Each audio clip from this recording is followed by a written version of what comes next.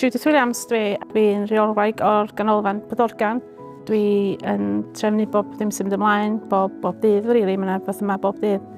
Mae'r ganolfan di agor ers dros flwyddyn rwan, a yr gwaith i gyd sy'n cael ei wneud yma i gyd, i cael ei wneud gan y volunteers. Dwi'n ddiolchgar iawn i bob un ohonyn nhw sydd wedi rhoi i oriau mewn ffordd i wneud y lle yma i weithio. Mae lot o beth am ymlaen yma, ddim jyst i bobl Bodorgan, ond mae bobl yn dod o llefydd eraill yn Ynys Môn. Mae gennym ni mamau phlentyn yma, mae gennym ni exercise classes arlunio, classes dysgu Cymraeg, a lot o beth am ymlaen yma ar hyn o bryd a mwy i ddod.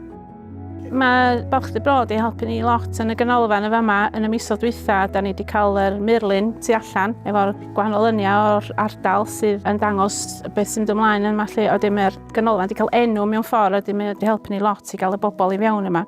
Cos oedd yr ysgol wedi cau a oedd yn edrych fatha dim byd cyn i ni gael hwnna.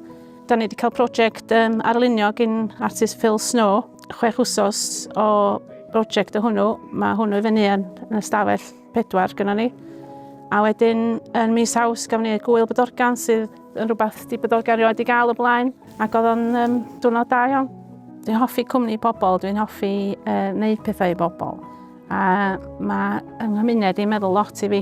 A wedi cael y ganolfan y fama yn y gymuned a cael y gymaint o bethau sy'n mynd ymlaen yma, mae hynna'n meddwl lot fawr i fi, fatha person o Bodorgan felly. Dwi'n hapus iawn o ennill yr wobr, dwi'n gwneud dipyn i gwahanol lefydd yn Ynys Môn. Dwi'n meddwl mae yna bobl eraill allan yn fanna hefyd sydd yn gwneud lot, ond dwi'n ddiolchgar iawn.